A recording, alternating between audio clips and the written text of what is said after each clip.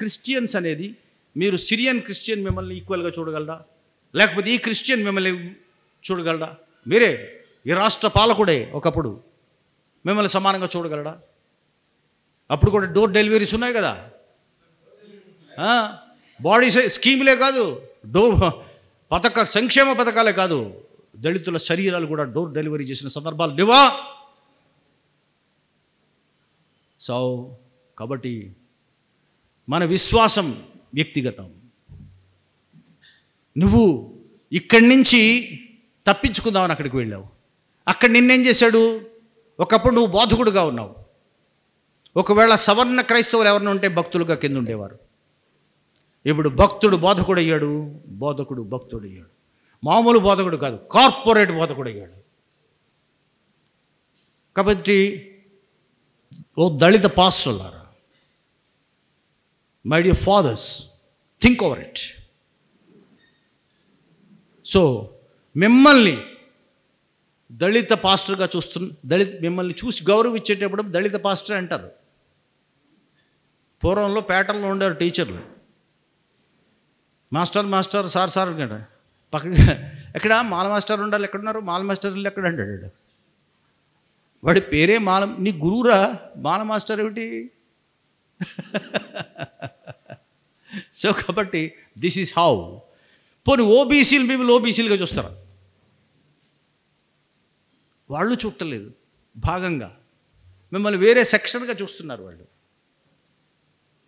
కదా. కాబట్టే ఒక ఓబీసీ కుర్రవాడు, ఒక ఓబీసీ అమ్మాయి ఇంకొక ఓబీసీ దళిత క్రిస్టియన్ అమ్మాయిని ప్రేమిస్తే ఊరుకుంటారా? అండ్ మీరు ఓబీసీ స్టేటస్ ఇచ్చినప్పుడు ఆ స్టేటస్ రావాలి కదా. వస్తుందా? రావడం లేదే.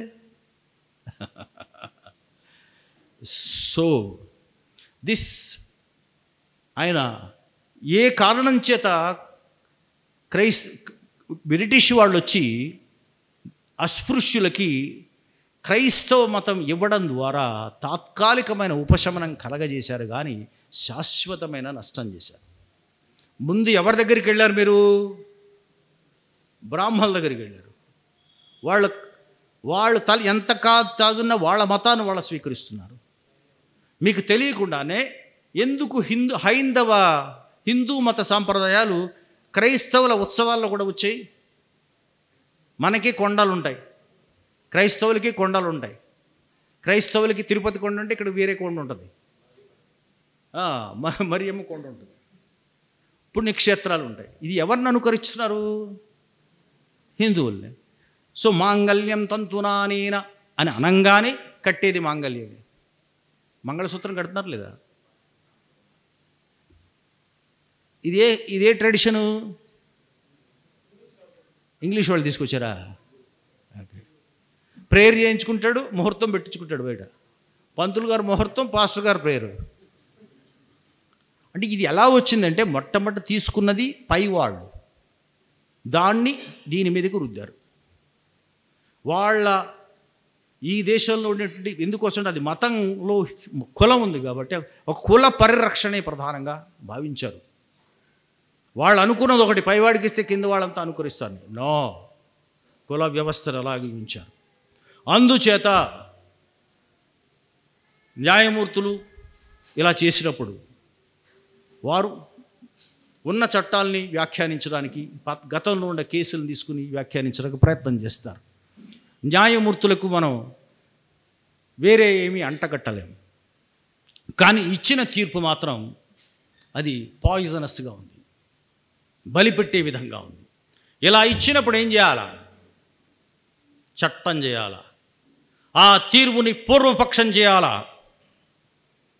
దళిత క్రైస్తవుల మీద జరిగిన దాడులు కూడా షెడ్యూల్ కులాల మీద జరిగిన దాడుల్లాగానే భావించాలి. ఎందుకోసం అంటే చట్టం వచ్చిందే దళిత క్రైస్తవుల మీద జరిగినటువంటి దాడుల వల్ల ఎస్సీ ఎస్టీ అట్రాసిటీస్ చట్టం వచ్చింది కాబట్టి వాళ్ళకి వర్తింప చేయకుండా ఉండడం అన్యాయం. కాబట్టి ముందు తక్షణం దాన్ని పూర్వపక్షం చెయ్యాలి అంటే పార్లమెంటులో చట్టం చేయాలి.